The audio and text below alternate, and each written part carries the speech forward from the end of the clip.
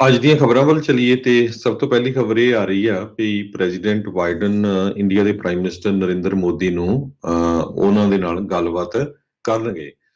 ਪਿਛਲੇ ਦਿਨਾਂ ਦੇ ਵਿੱਚ national security adviser Dalip Singh ਨੇ ਕਾਫੀ ਝਟਕਾ ਦਿੱਤਾ ਸੀ ਇੰਡੀਆ ਨੂੰ ਕਿ ਭਾਈ ਜੇ ਤੁਸੀਂ ਰਸ਼ੀਆ ਵਾਲਾ ਦੇ ਸਾਥ ਦੇਣਾ ਉਹਨਾਂ ਤੋਂ ਜਿਹੜੀ ਗੈਸ ਆ ਆਇਲ ਆ ਉਹ ਖਰੀਦੀ ਜਾਣਾ ਆ ਤੇ ਫਿਰ ਜਦੋਂ ਤੁਹਾਡੇ ਤੇ ਕੋਈ ਵਕਤ ਪਿਆ ਤੇ ਫਿਰ ਸਾਡੇ ਵੱਲ ਨਾ ਦੇਖਿਓ। ਇੰਡੀਆ 85% એનર્ਜੀ ਬਾਹਰੋਂ ਖਰੀਦਦਾ ਤੇ ਹਜੇ ਵੀ ਰਸ਼ੀਆ ਤੋਂ ਪੂਰਾ ਜਿਹੜਾ ਆਇਲ ਆ ਉਹ ਖਰੀਦ ਰਿਹਾ ਹੈਗਾ। ਸੋ ਪਿਛਲੇ ਦਿਨਾਂ ਦੇ ਵਿੱਚ ਸਿਕਿਉਰਿਟੀ ਐਡਵਾਈਜ਼ਰ ਇੰਡੀਆ ਵੀ ਗਏ ਹੋਏ ਸੀ, ਉਧਰ ਰਸ਼ੀਆ ਦਾ ਫੋਰਨ ਮਿਨਿਸਟਰ ਵੀ ਆਇਆ ਸੀ, ਉਹਨੂੰ ਵੀ ਪੰਪ ਦਿੱਤਾ ਉਧਰ ਵੀ ਨਹੀਂ ਤੁਸੀਂ ਤਾਂ ਇੰਡੀਪੈਂਡੈਂਟ ਕੰਟਰੀ ਆ, ਆਪਣੀ ਮਰਜ਼ੀ ਦੇ ਨਾਲ ਸੋਚੋ। ਪਰ ਇੰਡੀਆ ਨੂੰ ਲੈ ਕੇ ਯੂਐਸਏ ਦੇ ਵਿੱਚ ਜਿਹੜੀ ਬਾਈਡਨ ਐਡਮਿਨਿਸਟ੍ਰੇਸ਼ਨ ਆ ਉਹਨਾਂ ਨੂੰ ਕਾਫੀ ਰੋਸ ਹੈਗਾ ਆ। ਸੋ ਅੱਜ ਪ੍ਰੈਜ਼ੀਡੈਂਟ ਜੋ ਬਾਈਡਨ ਨਰਿੰਦਰ ਮੋਦੀ ਦੇ ਨਾਲ ਗੱਲਬਾਤ ਕਰਨਗੇ। ਜੀ ਬਿਲਕੁਲ, ਵਾਈਟ ਹਾਊਸ ਦੇ ਜਿਹੜੇ ਪ੍ਰੈਸ ਸਕੱਤਰ ਹੈਗੇ ਆ ਜੈਨ ਸਾਕੀ, ਉਹਨਾਂ ਨੇ ਕੱਲ ਇੱਕ ਸਟੇਟਮੈਂਟ ਦੇ ਵਿੱਚ ਉਹ ਦੱਸਿਆ ਸੀਗਾ ਵੀ ਬਾਈਡਨ ਹੁਣੀ ਲਗਾਤਾਰ ਰਸ਼ੀਆ ਦੇ ਜਿਹੜਾ ਅਟੈਕ ਕੀਤਾ ਆ ਯੂਕਰੇਨ ਦੇ ਉੱਤੇ, ਉਸ ਦੇ ਨਾਲ ਜੋ ਵੀ ਸਥਿਤੀ ਬਣੀ ਪਈ ਆ, ਖਾਸ ਕਰਕੇ ਗਲੋਬਲ ਫੂਡ ਸਪਲਾਈ ਤੇ ਕਮੋਡਿਟੀ ਮਾਰਕੀਟਸ ਆ, ਉਸ ਨੂੰ ਲੈ ਕੇ ਕੰਸਲਟੇਸ਼ਨਸ ਆ ਉਹ ਕਰਨ ਜਾ ਰਹੇ ਹੈਗੇ ਆ। ਸੋ ਜਿੱਦਾਂ ਤੁਸੀਂ ਜ਼ਿਕਰ ਕੀਤਾ, ਇੰਡੀਆ ਅਜੇ ਵੀ ਰਸ਼ੀਅਨ ਆਇਲ ਪ੍ਰੋਡਕਟਸ ਆ ਉਹ ਖਰੀਦ ਰਿਹਾ ਹੈਗਾ ਆ, ਜਦ ਕਿ ਯੂਐਸ ਤੇ ਯੂਰਪ ਦੇ ਦੁਆਰਾ ਇਹਨਾਂ ਦੀ ਖਰੀਦੋ ਫਰੋਖਤ ਦੇ ਉੱਤੇ ਕਾਫੀ ਹੱਦ ਤੱਕ ਜਿਹੜੇ ਉਹਨਾਂ ਨੇ ਬੈਨ ਲਾਉਣ ਦੀਆਂ ਜਿਹੜੀਆਂ ਕੋਸ਼ਿਸ਼ਾਂ ਕੀਤੀਆਂ, ਸੈਂਕਸ਼ਨਸ ਜਿਹੜੀਆਂ ਉਹ ਲਾਈਆਂ ਆ।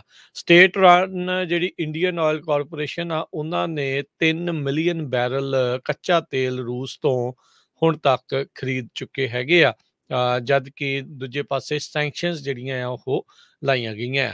ਇੰਡੀਆ ਨੇ ਅਜੇ ਤੱਕ ਵੀ ਜਿਹੜੀ ਨਿਊਟਰੈਲਿਟੀ, ਯਾਨੀ ਕਿ ਕਿਸੇ ਦੇ ਵੀ ਪੱਖ ਦੇ ਵਿੱਚ ਨਾ ਜਾਣ ਵਾਲੀ ਹੀ ਜਿਹੜੀ ਸਥਿਤੀ ਆ ਉਹ ਬਣਾ ਕੇ ਰੱਖੀ ਹੈਗੀ ਆ। ਇੰਡੀਆ ਦੇ ਲਈ ਜੇ ਦੇਖਿਆ ਜਾਵੇ, ਇੰਡੀਆ ਤੇ ਰੂਸ ਦਾ ਲੰਮੇ ਸਮੇਂ ਤੋਂ ਪੁਰਾਣਾ ਜਿਹੜਾ ਇਤਿਹਾਸ ਰਿਹਾ ਆ, ਇੱਕ ਦੂਜੇ ਦੇ ਜਿਹੜੇ ਮਿੱਤਰ ਰਹੇ ਆ। ਰੂਸ ਹਥਿਆਰ ਤੋਂ ਲੈ ਕੇ ਤੇਲ ਤੱਕ ਹਰ ਇੱਕ ਚੀਜ਼ ਇੰਡੀਆ ਨੂੰ ਵੇਚਦਾ ਆ। ਇੱਥੋਂ ਤੱਕ ਕਿ ਜਿਹੜਾ ਫਰਟੀਲਾਈਜ਼ਰ ਇੰਡੀਆ ਦੇ ਵਿੱਚ ਯੂਜ਼ ਕੀਤਾ ਜਾਂਦਾ ਆ, ਉਹ ਵੀ ਰੂਸ ਤੋਂ ਕਾਫੀ ਵੱਡੇ ਪੈਮਾਨੇ ਦੇ ਉੱਤੇ ਖਰੀਦਿਆ ਜਾਂਦਾ ਹੈਗਾ ਆ। ਕੁਛ ਹਫ਼ਤੇ ਪਹਿਲਾਂ ਹੀ ਫੋਰਨ ਮਿਨਿਸਟਰ ਰੂਸ ਦੇ ਸਰਗੇਈ ਲੈਵਰੋਵ ਉਹ ਇੰਡੀਆ ਦੇ ਵਿੱਚ ਗਏ ਸੀ, ਜਿੱਥੇ ਜਾ ਕੇ ਉਹਨਾਂ ਨੇ ਮੋਦੀ ਸਰਕਾਰ ਦੀ ਸ਼ਲਾਘਾ ਕੀਤੀ ਵੀ ਉਹਨਾਂ ਨੇ ਯੂਕਰੇਨ ਦੇ ਉੱਤੇ ਇਸ ਹਮਲੇ ਨੂੰ, ਜਿਹੜੀ ਇਹ ਵਾਰ ਚੱਲ ਰਹੀ ਆ, ਉਸ ਦੇ ਵਿੱਚ ਸਾਰੇ ਫੈਕਟਸ ਨੂੰ ਦੇਖਦੇ ਹੋਏ ਹੀ ਜਿਹੜਾ ਉਹ ਆਪਣੇ ਬਿਆਨ ਦਿੱਤੇ ਆ। ਵਨ ਸਾਈਡਡ ਵਿਊ ਜਿਹੜਾ ਉਹ ਨਹੀਂ ਰਿਹਾ। ਇੰਡੀਆ ਦੇ ਜੇ ਕਹਿੰਦੇ ਮੀਡੀਆ ਦੀ ਗੱਲ ਕਰਦੇ ਜਾਈਏ ਤਾਂ ਉਹ ਅਮਰੀਕਾ ਦਾ ਜਾਂ ਵੈਸਟ ਦਾ ਇਸ ਟਾਈਮ ਕੋਈ ਬਹੁਤਾ ਹਮਾਇਤੀ ਨਹੀਂ ਹੈਗਾ। ਉਹ ਸਗੋਂ ਰੂਸ ਦੇ ਹੱਕ ਦੀਆਂ ਗੱਲਾਂ ਜਿਹੜੀਆਂ ਆ ਉਹ ਕਰ ਰਿਹਾ ਹੈਗਾ ਆ। ਅੱਜ NPR ਤੇ ਲੰਮੀ ਚੌੜੀ ਜਿਹੜੀ ਇੱਕ ਰਿਪੋਰਟ ਵੀ ਇਸੇ ਬਾਬਤ ਹੀ ਜਿਹੜੀ ਉਹ ਪੇਸ਼ ਕੀਤੀ ਗਈ ਹੈਗੀ ਆ ਵੀ ਕਿਸ ਤਰੀਕੇ ਦੇ ਨਾਲ ਇੰਡੀਆ ਅਜੇ ਤੱਕ ਵੀ ਨਿਊਟਰਲ ਪੋਜੀਸ਼ਨ ਦੇ ਵਿੱਚ ਰਹਿ ਰਿਹਾ ਆ ਤੇ ਕਿਤੇ ਨਾ ਕਿਤੇ ਰੂਸ ਦੀ ਪਿੱਠ ਜਿਹੜੀ ਉਹ ਥਾਪੜ ਰਿਹਾ ਆ। 58 ਮੁਲਕ ਸੀਗੇ ਹਰਜੋਤ ਸਿੰਘ ਜੀ ਯੂਨਾਈਟਿਡ ਨੇਸ਼ਨ ਦੀ ਜਨਰਲ ਅਸੈਂਬਲੀ ਦੇ ਵਿੱਚ, ਜਿਨ੍ਹਾਂ ਨੇ ਰੂਸ ਨੂੰ ਸਸਪੈਂਡ ਕਰਨ ਦੇ ਜਿਹੜੀ ਸੀਗਾ ਵੋਟ ਆ, ਉਸ ਦੇ ਵਿੱਚ ਭਾਗ ਨਹੀਂ ਲਿਆ ਸੀ। ਉਹਨਾਂ ਵਿੱਚੋਂ ਇੰਡੀਆ ਇੱਕ ਅਜਿਹਾ ਮੁਲਕ ਸੀਗਾ। ਸੋ ਉੱਦਾਂ ਤਾਂ ਹਿਊਮਨ ਰਾਈਟ ਕਾਉਂਸਲ ਚੋਂ ਰੂਸ ਨੂੰ ਕੱਢ ਦਿੱਤਾ ਗਿਆ, ਪਰ ਉੱਥੇ ਵੀ ਇੰਡੀਆ ਨੇ ਉਹ ਰੂਸ ਦੁਆਰਾ ਕੀਤੇ ਗਏ ਤਸ਼ੱਦਦ ਦੇ ਤੋਂ ਕਹਿ ਸਕਦੇ ਹਾਂ ਵੀ ਅੱਖਾਂ ਫੇਰਦੇ ਹੋਏ ਕਿਸੇ ਪਾਸੇ ਵੀ ਸਟੈਂਡ ਨਹੀਂ ਲਿਆ।